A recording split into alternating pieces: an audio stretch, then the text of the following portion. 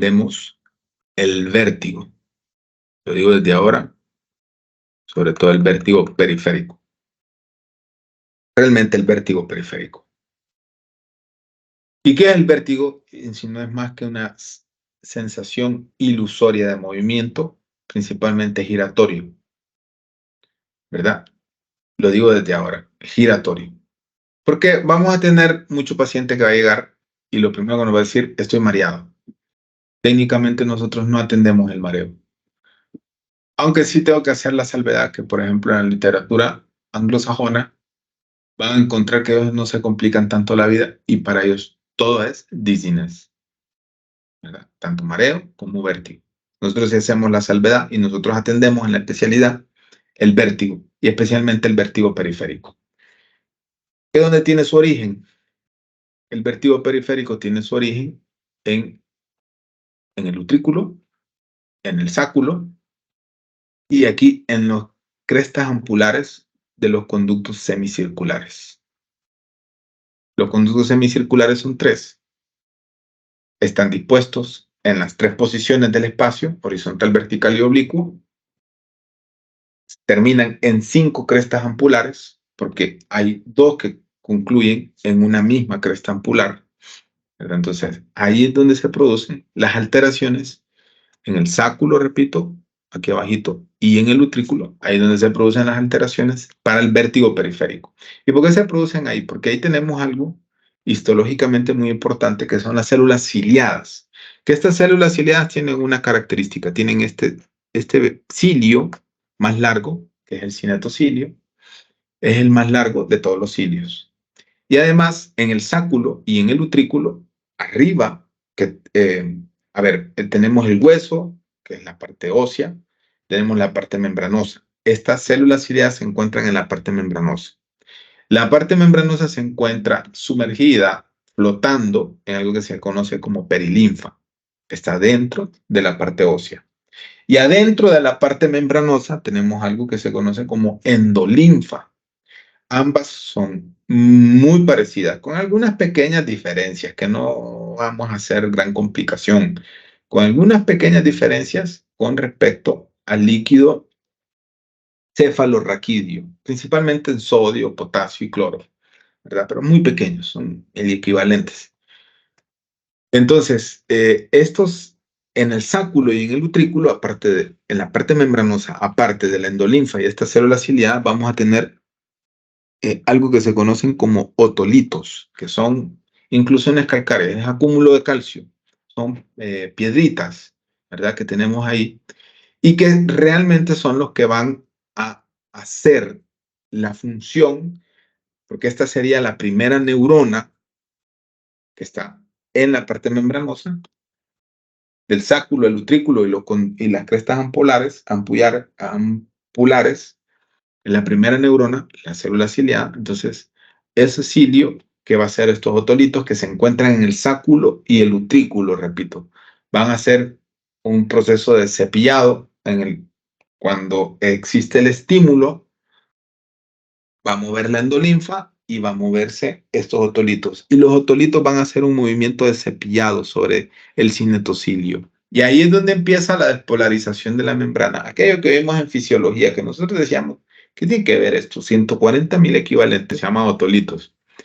Y su función es despolarizar esa membrana, la neurona, ¿no? Esa primera neurona que es la célula ciliada. Y entonces esa despolarización es el impulso, es el estímulo para saber si estamos en equilibrio o no. Entonces hace un proceso de cepillado sobre el cinetocilio. Entonces tenemos esa primera neurona que va a dar sus axones y se van a ir juntando todos esos axones para ir formando el nervio vestibular. Hasta ahí, ¿verdad? Hasta ahí vamos bien. Ahora tenemos el otro fenómeno que son las crestas ampulares, que son estas dilataciones antes de los conductos semicirculares, donde es característico que no hay otolitos. Por eso decía, los otolitos están en el sáculo y en el utrículo. En las crestas ampulares no hay otolitos, pero sí hay endolinfa. Y es ese movimiento de sendolinfa por estímulos externos que va a despolarizar ese cinetocilio de esas células ciliadas para producir el estímulo de equilibrio, ¿verdad? Claro, no depende nuestro equilibrio solo del oído interno. Tenemos otros elementos muy importantes, como el cerebelo, donde se integra gran parte de todo este fenómeno del equilibrio. Tenemos también los receptores fusospirilares, principalmente en las articulaciones grandes de las piernas y los tendones de los músculos de las piernas, que son los receptores de nuestra estabilidad y nuestro equilibrio. Y tenemos algo, y aquí salen los ojos, porque en los ojos se produce un fenómeno un fenómeno que se trata de equilibrar cuando hay una pérdida de la función del oído interno. Y ese es el que nosotros conocemos como nistagmo, ¿verdad? Entonces estos cuatro elementos son muy importantes, se van a integrar a nivel de la médula y del puente y a nivel del cerebelo. Claro, siempre van a ascender algunas pequeñas fibras hacia la corteza cerebral. No tenemos una representación a nivel de nuestra corteza que tiene que ver con el equilibrio. Fíjense bien todo lo que vamos mencionando, porque más adelante cuando hablemos de las enfermedades, nos va a ayudar a explicar todo esto que hemos ido hablando, algunas enfermedades. Entonces, bien, el vértigo es muy frecuente. Cualquier persona a cualquier edad lo puede tener. Claro, y a veces me pongo a pensar cómo es posible que un niño, un recién nacido o un lactante nos demos cuenta que tiene vértigo. Pero bueno, puede suceder también, no quita. Técnicamente lo puede tener. Porque aquí nos valemos más por los síntomas que por el signo. Piense bien lo que estoy diciendo hasta ahorita. Es muy frecuente, casi del 6 al 10%, o sea, uno de cada 10 personas en la vida, ya te doy la palabra, Gerson, puede tener vértigo, principalmente las mujeres mayores de 50 años. Y en las personas de la tercera edad, es muy frecuente que el vértigo se asocie a otros problemas, sea multifactorial, ¿verdad? Por ejemplo, puede estar también el vértigo con desequilibrio, el vértigo de causa vértigo periférico con algún trastorno a nivel del sistema nervioso central, por ejemplo, que ya es un vértigo periférico. Entonces es multicausal, está muy revuelto en la tercera edad. Es muy frecuente, sobre todo en el paciente que no lleva tratamiento y tiene la hipertensión descompensada. Un paciente hipertenso controlado es muy difícil, no quiere decir que no, pero es muy difícil que a causa de su hipertensión tenga vértigo. Fíjense bien. ¿Por qué? Porque esa hipertensión afecta la vascularidad y afecta, vamos a decirlo de una manera muy coloquial, agita los líquidos endolinfáticos del oído. Entonces, por un aumento en la presión vascular de esos vasitos que son, créanme que parecen despreciables, insignificantes, pues a veces uno los está operando y dejan de sangrar cuando uno les pasa la fresa, así de insignificantes son. No hay necesidad de hacer mucha gran hemostasia, pero cuando se ponen hipertensos, provocan cuadros vertiginosos. Entonces, sí es muy frecuente. Y los clínicos no nos entienden esa parte, entonces a veces no atienden bien la presión y nos mandan a nosotros el paciente y el paciente no se va a controlar de su vértigo hasta que el clínico o el cardiólogo no le controle su problema hipertensivo. Pero es así, es muy frecuente eso. Muy buena tu pregunta. Bien, entonces nos habíamos quedado por aquí y aquí viene una cuestión muy compleja. No vamos a entrar en mucha controversia porque al final, como les decía, nosotros nos quedamos con este concepto. Pero sí en español es muy necesario porque el paciente lo trata indistintamente, incluso cuando son pacientes de la tercera edad. A mí me dificulta mantenerme parado, me caigo para un lado, me caigo para el otro. Entonces, o estoy muy mareado. Y entonces no sabemos si es vértigo o es mareo. Ahora bien, nosotros atendemos el vértigo, que repito, es la sensación ilusoria de movimiento, generalmente rotatorio. No me voy para un lado, no me voy para el otro, no me voy para enfrente ni para atrás. Las cosas me dan vuelta o yo doy vuelta alrededor de las cosas. Giratorio, rotatorio. Ese es el vértigo. El desequilibrio es la imposibilidad de mantenernos en bipedestación. Siento que las piernas se me aflojan y me caigo para un lado o me caigo para el otro. Por eso lo estaba diciendo ahorita, ¿no? Es muy frecuente en pacientes de la tercera edad o algún tipo de trastorno del sistema nervioso central que dificulte, ya incluyendo la médula espinal, que dificulte que la persona se mantenga parado en sus propios pies, ¿verdad? Y tenemos el mareo, que es el concepto técnico que me saca a mí un poco del paso, porque así está en muchos lugares. No es que yo lo quise poner a propósito ni lo saqué de un diccionario de lo que usaba cuando yo era niño, no voy a decir las marcas porque a veces se enoja, que dice que es la sensación de alteración del equilibrio, que no es ni mareo, perdón, que no es ni desequilibrio ni es vértigo. Entonces, ¿qué es? Bueno, una sensación de desequilibrio donde podemos irnos hacia adelante, hacia atrás o irnos hacia un lado, hacia el otro. O ver que las cosas se mueven hacia adelante, hacia atrás o de un lado hacia el otro. Esto usualmente no es el mejor ejemplo, pero usualmente se entiende más por la vía etílica para los que lo han cruzado, lo han pasado, han experimentado, ¿verdad? Nos tomamos algunos OH y empezamos a ver que las cosas se van para adelante, se van para atrás, y una cuestión muy difícil de enfocar, ¿verdad? Como antes cuando nos ponían o nos pueden contar nuestras mayores que no, se les ponían sus lentes y era una cosa bien difícil, que se miraba aquí para adelante y para atrás, y uno quería tocar y se pasaba, o quería tocar y no llegaba y se caía. Bueno, eso es el mareo. El desequilibrio, bueno, seguimos consumiendo el OH y entonces ya tenemos que abrir un poco más las piernas porque si no nos caemos para un lado o para el otro. Aumentamos el campo de sustentación. Ese es el desequilibrio. Pero llega un momento que nos pasamos y todo nos da vuelta, el famoso helicóptero, para los que saben, ¿verdad? Yo que lo he leído. Y empezamos con vómitos y empezamos a sentir que estamos sudando y que todo nos da vuelta. Es el vértigo. El que no lo ha pasado, pues no lo invito a que lo haga, pero puede preguntar y más o menos se lo van a explicar. Algo parecido, uno que ha leído, no es que lo ha probado.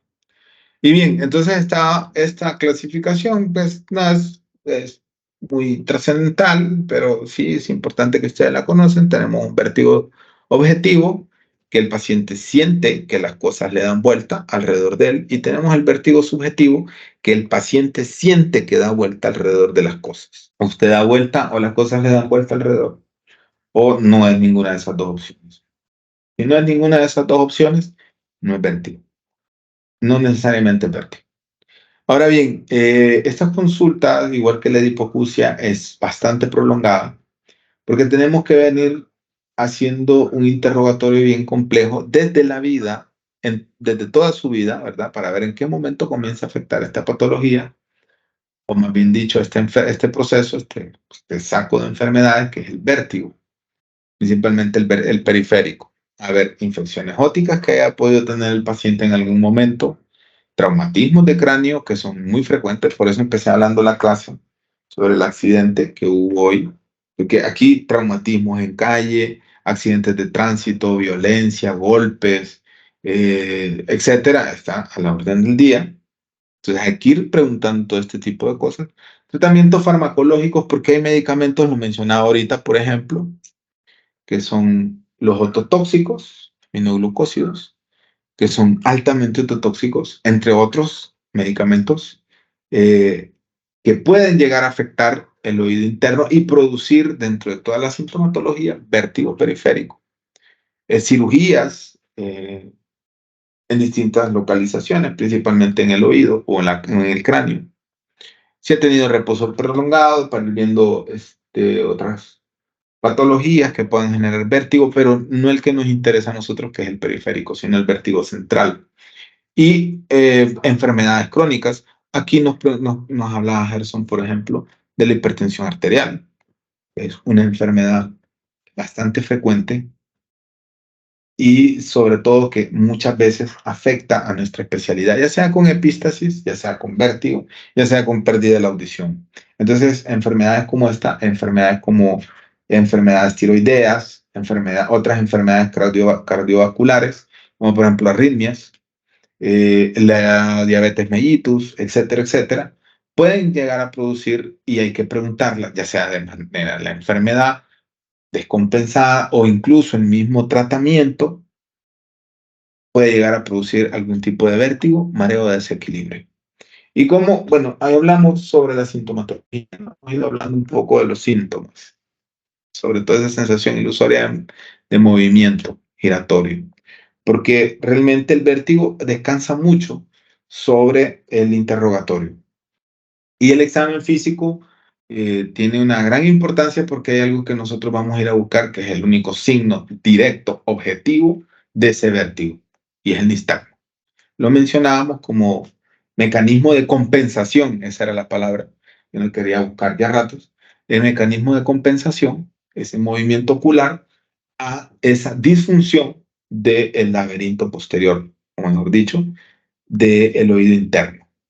Entonces, aquí la invitación es que repasen la fisiología o la fisiopatología de ese nistagmo, donde vamos a tener un nistagmo congénito, no tiene ninguna representación clínica. Hay gente que los ojos le baten de un lado al otro bajo algunas condiciones, o puede ser adquirido, que es el que a nosotros nos interesa. También puede ser horizontal, puede ser vertical, puede ser rotatorio. Claro, el vértigo periférico es muy homogéneo. Si un ojo bate horizontalmente, el otro ojo lo acompaña en el movimiento horizontalmente. Si va a la derecha, van a la derecha los dos. Si va a la izquierda, van a la izquierda los dos.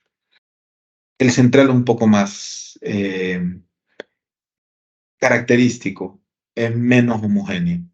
Y bueno, las fases que tiene, que esas, la lenta, la rápida, etcétera, etcétera.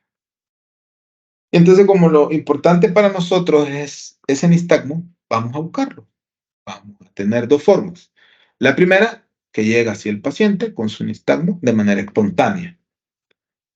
Y la vamos a observar de manera directa. Incluso a veces el paciente no puede moverse, es llevado en una camilla, es llevado en una silla, lo llevan cargando con un bastón y desde que lo vemos entrar o venir hacia nosotros, vemos que los ojos están en un movimiento terrible, que es el nistagmo. La observación directa, ¿no? O se nos sienta y empezamos a ver que los ojos le vibran de un lado al otro o de arriba hacia abajo. Podemos utilizar también las gafas de Frenzel, que son estas que están en la pantalla, que tienen características muy significativas, y podemos utilizar la videonistagmografía, que para mí es un estudio muy sutil y muy importante para la valoración de ese nistagmo. Y hablábamos de las gafas de Frenzel, ¿verdad? Que tienen un aumento de alrededor de 20 dioptrías. Y ese aumento tiene dos ventajas. Una, que va a quitar o va a abolir el mecanismo de compensación y va a desencadenar ese nistagmo, porque el paciente no va a ver bien.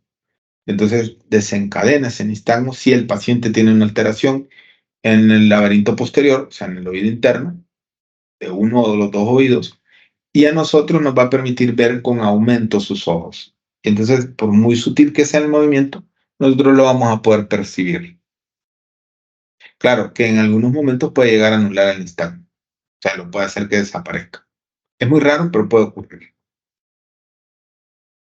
Y les decía, la videonistagmografía, esto es muy parecido a estos lentes de realidad virtual que se colocan en la cara, en los ojos, y va unido a un monitor donde con un software se va a ver una gráfica.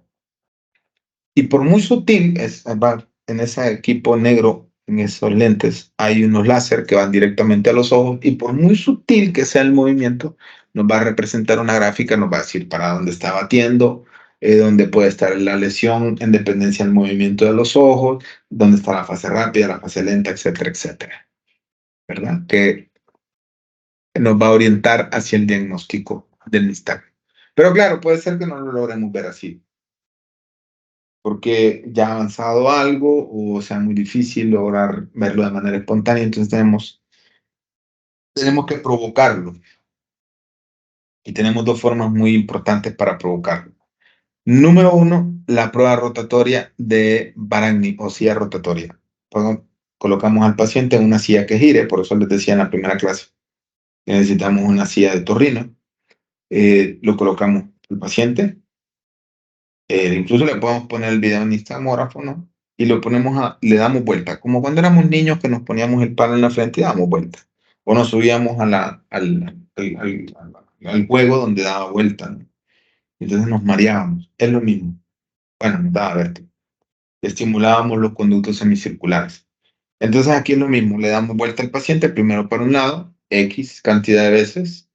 Lo dejamos descansar, le pedimos que mire un punto fijo y vemos cómo aparece el nistagmo. Esperamos un tiempo prudencial y le damos vuelta para el otro lado y evaluamos lo mismo. Vemos para dónde aparece el nistagmo. Nada más como un paréntesis, cuando tenga un paciente con vértigo, lo peor que puede hacer el paciente es cerrar los ojos. Si es vértigo, siempre pídanle que mantenga los ojos abiertos, mire un punto fijo y respire despacio, suave, ¿verdad? Y se le va a ir quitando el vértigo. Si lo cierra, es peor. Entonces, bien, decía, entonces, esta es una forma de evaluar es la presencia de ese nistagmo. Y la otra, por eso hablábamos ayer, que debe de ser el agua para el lavado de oído, que creo que era Rudy, ¿verdad? Que me insistía que si tenía una gotita, que si lavado de oído. Entonces, le decíamos que en el lavado de oído el agua tiene que ser a 37 grados, no puede ser ni más caliente ni más fría. Porque si no estamos estimulando los conductos semicirculares y estamos provocando el nistagmo. Porque estamos utilizando, entonces, estamos haciendo de manera empírica las pruebas vestibulares calóricas, que consisten, hay una camilla que tiene un grado de desnivel, donde el paciente queda con un grado, no queda horizontalmente, sino que queda un poco levantado.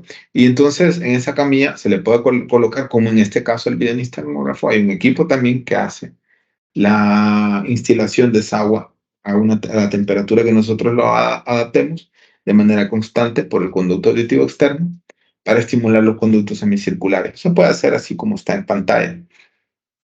Lo importante es estimular esos conductos semicirculares con agua caliente y con agua fría para estimular, para provocar la presencia de ese nistagmo. Ojo, si está perforado la membrana timpánica se hace con aire. Pero bien, estimulamos los conductos semicirculares.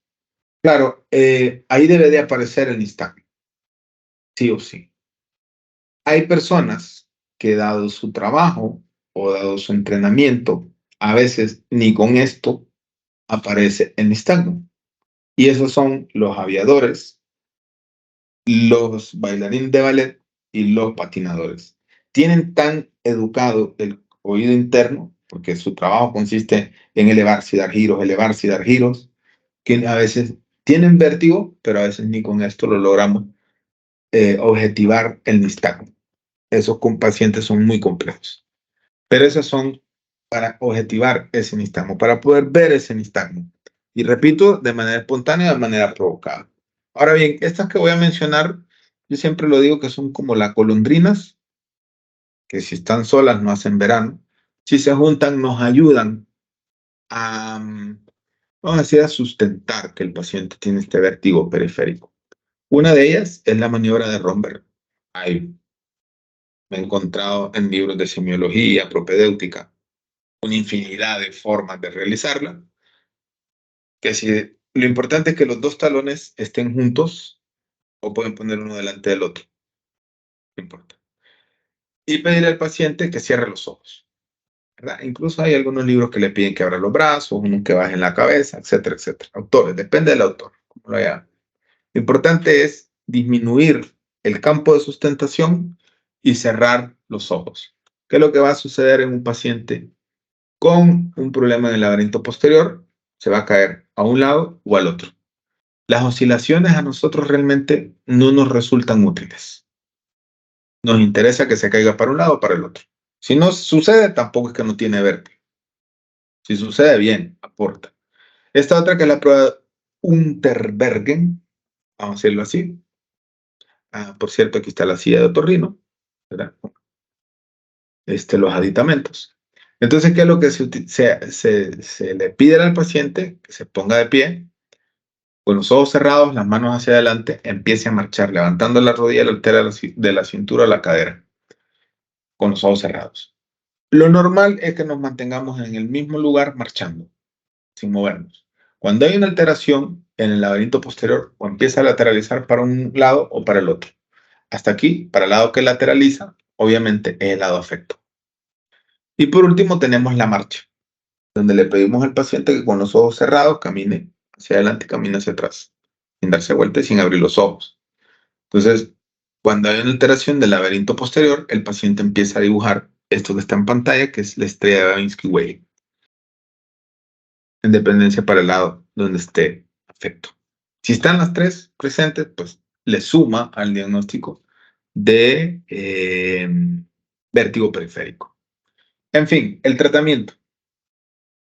El tratamiento del vértigo, lo importante es controlar el síntoma del vértigo, tratar de poner al paciente en un lugar tranquilo y utilizar los sedantes vestibulares, porque hoy por hoy, por ejemplo, en nuestro medio se les ha ocurrido utilizar medicamentos que no son sedantes vestibulares y entonces no logran controlar el vértigo. Tenemos la sulpiridina, el dimenhidrinato, que es de uso muy común, pero muy común. Es el mismo que utiliza la persona que tiene cinetosis, que es un tipo de vértigo. Y por último también tenemos, son tres nada más, el diazepam. Los dos primeros tienen una gran ventaja. Ayudan a controlar las manifestaciones vegetativas, o sea, las náuseas, los vómitos. El diazepam no. Entonces tiene esa desventaja, pero sigue teniendo muy buen efecto como sea antilaberíntico. Y sobre todo al paciente pedirle que se encuentre en reposo el mayor tiempo posible, principalmente en una superficie rígida, ¿tá? Haciendo reposo para que no se caiga, para que no tenga miedo, etcétera, etcétera, no se golpee, etcétera, etcétera. Y entonces dentro del vértigo tenemos esta clasificación central, que nosotros no lo abordamos, y el periférico, que es nuestra pasión, nuestro abordaje. Ahí van a haber varias, vamos a irlas mencionando, al final no se son muy largas. Tenemos este primero que en algún momento se conocía como enfermedad de Meniere, síndrome de Meniere, enfermedad, si mal no me recuerdo, porque esta clasificación está en desuso, era cuando se encontraba la causa y síndrome cuando no se encontraba. Ahora todo cae sobre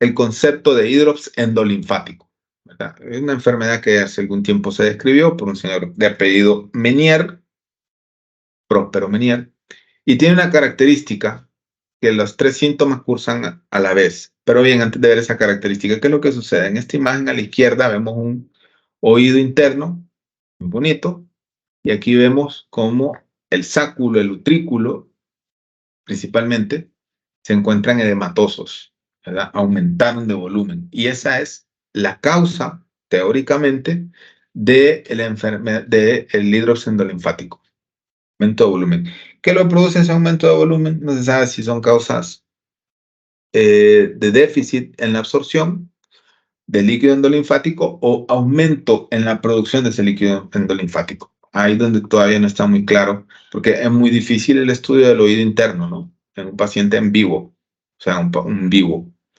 Y en el fallecido, pues la anatomía y todo varía, cambia. Entonces, dentro de los factores que la desencadenan, que lo pueden generar, hay factores anatómicos, como muy bien hablábamos, hay factores genéticos, hay líneas familiares de pacientes de personas que padecen Meniere, causas vasculares y sobre todo este factor psicológico, donde prima el estrés, la tensión sobre el paciente, ¿verdad? Estados de ansiedad sobre este paciente. Y decía yo que tiene una característica. Los tres síntomas aparecen y cursan a la vez, de manera episódica. O sea, cada cierto tiempo está teniendo una crisis. Pasa la crisis y tiene un tiempo, vamos a decir, de descanso, donde no hay síntomas y vuelve a aparecer otra crisis en episodios cíclicos. No hay una medida para decir cada cierto tiempo le va a aparecer una crisis. No, hay veces que se le quita y al siguiente día empieza otra crisis. O hay veces que pasa meses sin una crisis. Y nadie sabe tampoco cuánto va a durar una crisis. Pueden durar desde semanas, meses, ¿verdad? Una crisis de vértigo periférico que es sumamente incapacitante. Las cosas le dan vuelta o él gira alrededor de las cosas. Digo que es sumamente incapacitante porque el paciente se puede caer, el paciente tiene miedo a salir, el paciente tiene miedo a trabajar, el paciente tiene miedo a manejar y puede sufrir accidentes. Y además, a la vez, en el mismo tiempo que se desencadena la crisis de vértigo, hay hipoacusia de tipo neurosensorial y hay acúfeno o tinnitus. Las tres cosas a la vez. Si falta una, ya no es Meniere. Y repito, esto se va produciendo de manera cíclica. ¿Y qué características tiene esta hipoacusia neurosensorial? Bueno, se va perdiendo a medida va avanzando. Me dio esta crisis, perdí la audición. Pasó la crisis, regresé a donde estaba o me quedé en la pérdida a la cual llegué. Y así, de manera escalonada, va perdiendo la audición. Y el acúfeno, cuando pasa la crisis, se quita y cuando vuelve la crisis está presente. Para el diagnóstico de Meniere no se puede hacer en una sola consulta. Es bien difícil decirle al paciente en la primera crisis de vértigo que usted tiene Meniere. Primero porque tienen que coincidir las tres cosas a la vez. Segundo porque hay que ir descartando un montón de enfermedades entonces que causan vértigo periférico. Entonces aquí que hay que ir haciendo pruebas de audiometría para ver cómo se va comportando esa audición, las pruebas vestibulares que estábamos viendo hasta ahorita, para ver cómo se van comportando, estudios de imágenes entre tomografía y resonancia magnética nuclear, entre esos estudios y sobre todo ir dándole seguimiento clínicamente al paciente. Porque lamentablemente la enfermedad cursa de una manera muy compleja, ¿verdad? Como no conocemos la causa a ciencia cierta, entonces no hay un tratamiento medicamentoso exacto para esa enfermedad, para curar la enfermedad. ¿Qué es lo que hemos recurrido? Bueno, a cortar la crisis con los sedantes laberínticos que mencionamos y tratar de espaciar esa crisis. ¿Con qué se puede espaciar? Hay medicamentos como el Ginkgo biloba, lo utilizan y lo han descrito con estudios muy significativos, por ejemplo, los alemanes, que parece que predomina mucho en Alemania esta enfermedad. Ellos han utilizado el Ginkgo biloba para espaciar la crisis, no para quitar la crisis, sino para espaciar la ocurrencia de las crisis. Y también las sales de betaistina. Hay un montón de marcas en el mercado, pero se da para espaciar la crisis, no quita la crisis de vértigo. Lo digo porque se utiliza mucho para tratar de quitar la crisis de vértigo. No sirve para eso, las sales de betaistina. Y tenemos entonces la otra etapa, a la cual nos vemos obligados con el paciente, forzados a llegar, porque les decía que la enfermedad no tenemos cómo curarla ni cómo frenarla. Entonces, al final, el paciente, el fin de la enfermedad es que se le quite su vértigo, se quede con su hipoacusia neurosensorial y muchas veces con su acúfeno o a veces el acúfeno desaparece. Entonces, demora muchos años en que eso ocurra, a veces 5 o más años para que eso ocurra, en dependencia de cómo ha sido lo fuerte de las crisis. Si son muy fuertes, a veces dura menos. Es más rápida la llegada a ese final de la enfermedad, pero a veces nos vemos forzados por las características y la evolución del paciente, incluso por su estado emocional, a recurrir a estos tratamientos, que son los tratamientos invasivos, quirúrgicos, ¿verdad? No destructivo, en el cual se recuerdan que les mencionaba los medicamentos ototóxicos. Bueno, colocamos intratimpánico alguna sustancia ototóxica, por lo general la gentamicina. Y entonces intoxicamos el oído interno y se le quita el vértigo, se queda con su hipoacusia neurosensorial o desaparece el acúfeno. ¿Sí o no? Depende. Tenemos unos semidestructivos, que ya es un poco más invasivo, es quirúrgico, donde se trata de fresar nada más que el laberinto posterior, los conductos semicirculares, el sáculo y el utrículo, tratando de preservar lo demás. Y algo más destructivo, donde sí hay una destrucción del oído interno completo, para tratar de llevar a ese paciente al final de la enfermedad, obviamente con las secuelas y las consecuencias que esto trae, pero no hay otra forma de manejarlo. Bien, hasta ahí tenemos el Menier, claro, les repito, no es diagnóstico de una sola consulta. Tenemos, y lo he visto con algún grado de frecuencia, no tanto como en otras latitudes, pero sí con algún grado de frecuencia aquí en Honduras, principalmente desencadenado por estímulos como de velo, estrés, etcétera, etcétera. Tenemos este que es el síndrome de estíbulo comicial. Técnicamente, hoy por hoy se maneja en la nomenclatura como migraña vestibular. Y está en rojo, pseudomenier, porque no me acuerdo cuál de los libros lo coloca como pseudomenier y realmente no se parece en nada al menier. Primero porque esta enfermedad no cursa con manifestaciones de la cóclea, o sea, no hay acúfeno, tinnitus y no hay pérdida de la audición. Sí hay crisis episódica de vértigo, que puede llegar a ser muy, muy compleja, ¿verdad?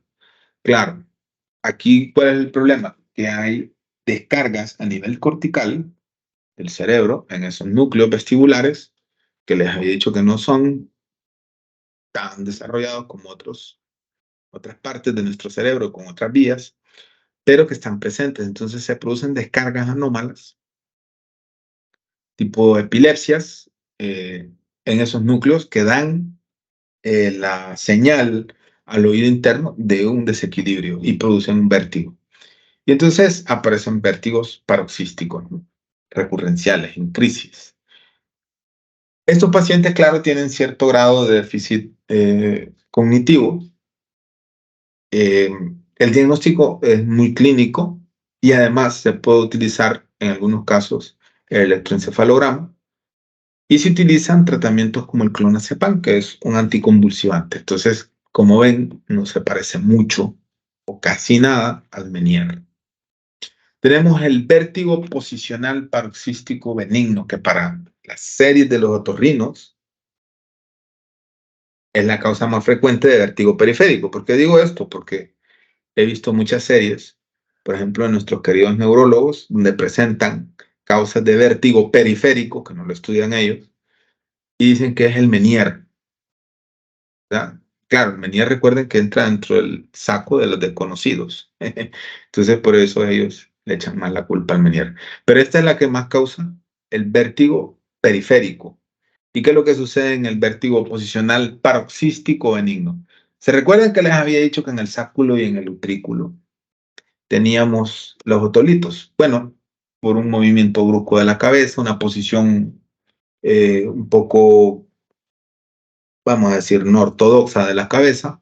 Hay gente que duerme que parece que está haciendo una contorsión, un yoga, una posición de yoga.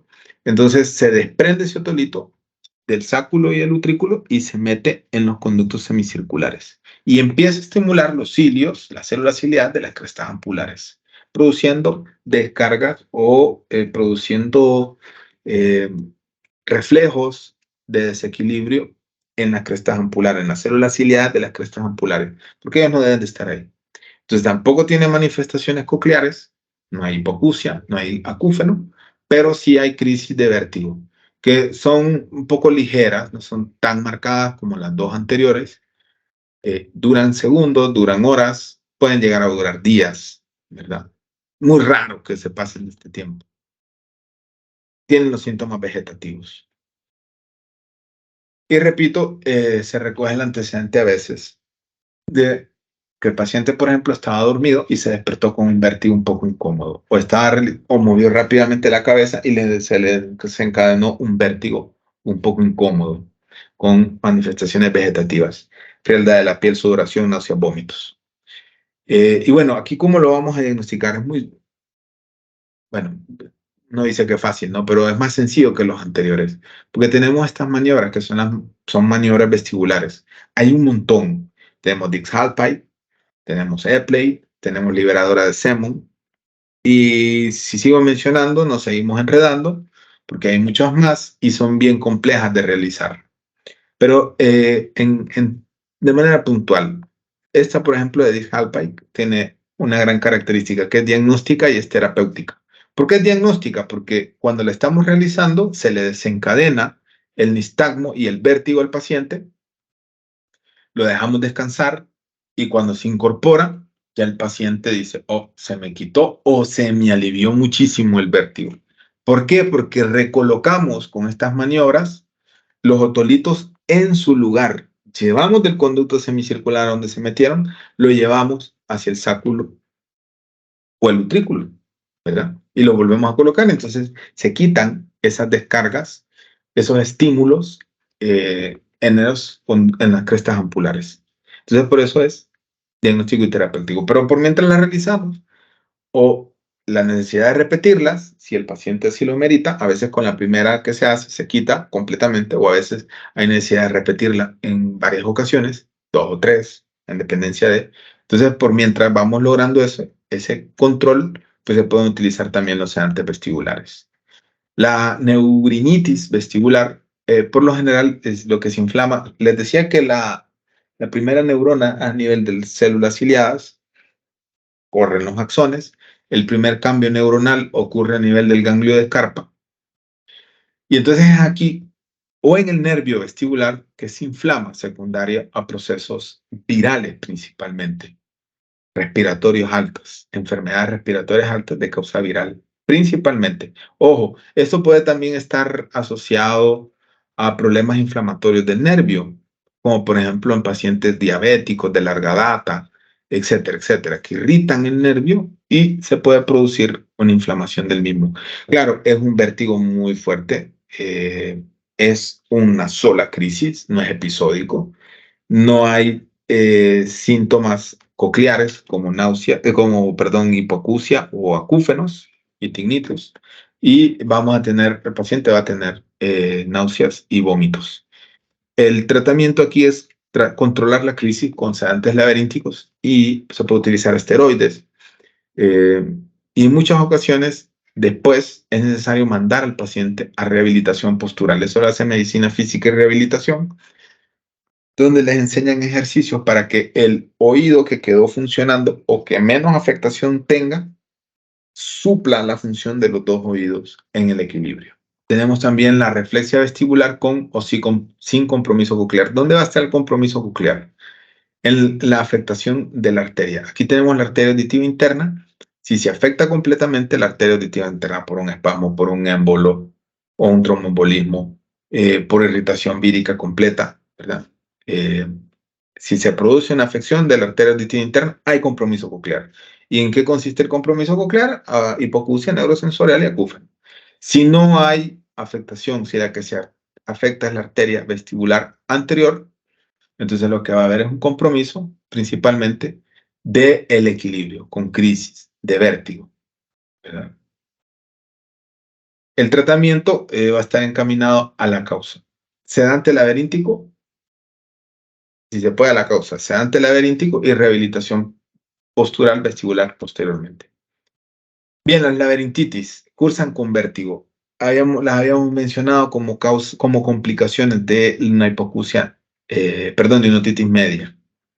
Tenemos la perilaberintitis o fístula laberíntica. Recuerden que secundario a el colesteatoma es la que más síntoma vestibular va a presentar. Y por lo general se produce cuando estamos removiendo ese colesteatoma y queda al descubierto la comunicación entre el oído medio con salida de líquido perilinfático con el oído oído interno con el oído medio con salida de líquido endolinfático. Entonces predomina el síntoma vestibular. Son crisis episódicas muy fuertes. Y por lo general se trata de controlar quitando ese colesteatoma en un segundo tiempo quirúrgico y cerrando con cera de hueso esa fístula.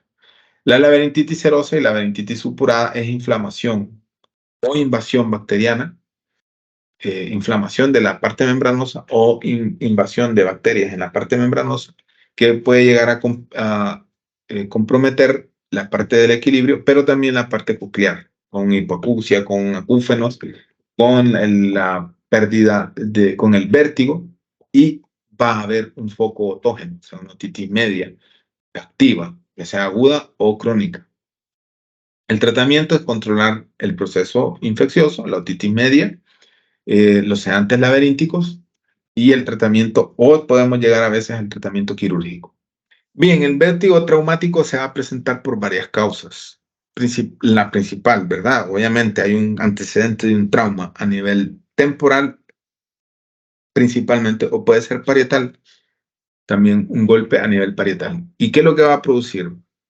O sección del oído interno, fractura del hueso, o sección del octavo precraneal por fractura de este conducto auditivo interno. En este caso, el conducto auditivo interno también estaría asociada una parálisis facial periférica. Aquí el tratamiento, bueno, el diagnóstico se basa en los antecedentes traumáticos, imágenes, que son muy importantes, estudio de imágenes, tomografía, etcétera, etcétera. La prueba de audición para ver cómo se encuentra la audición y sobre todo el tratamiento quirúrgico. Primero, tratar de descomprimir ese nervio, ¿verdad? Si se puede. Y el uso de antibióticos y esteroides de ser necesario y de poder realizarse. Si no se puede hacer mucho, pues posteriormente, siempre con sus sedentes laberínticos, la rehabilitación vestibular. Y esta tablita, ya para terminar, la vamos a dejar en la presentación para que ustedes la repasen. Ahorita, ¿por qué les digo esto? Para que ustedes la miren en la comodidad, porque a mí lo que más me interesa con ustedes es que primero logren identificar si es vértigo o no. Si es vértigo, logren identificar si es periférico o central. Porque si es periférico, le corresponde al otorrino. Si es central, le corresponde al neurólogo, al endocrino, al cardiólogo, al neurocirujano, a todo mundo menos al otorrino. ¿Pero por qué? Porque muchas veces las centrales, por ejemplo, puede ser un infarto de cerebelo y puede dar al traste con la vida del paciente. Entonces, nos lo pueden mandar a nosotros y en ese tiempo de que llega a nosotros, lo examinamos, no sé qué, se lo regresamos, el paciente fallece. ¿Verdad? Entonces, es para que no pierda tiempo el paciente en recibir la asistencia médica. Entonces, aquí tiene esta tablita que los va a orientar mucho. Sirve mucho en estos primeros escalones en la vida profesional para lograr determinar de manera grosera si es periférico o no. Ya dentro de la especialidad nos vamos viendo que si es del laberinto horizontal, del conducto semicircular horizontal, que si es isquémico, que si es hemorrágico, que si es del no sé qué, no sé. Pero eso ya es dentro de la especialidad, ¿verdad? Pero a su nivel, lo más importante, determinar si es vértigo o no, si es vértigo, ir tratándolo, y si es el síntoma, y si es periférico o es central, para mandárselo al otorrino o no.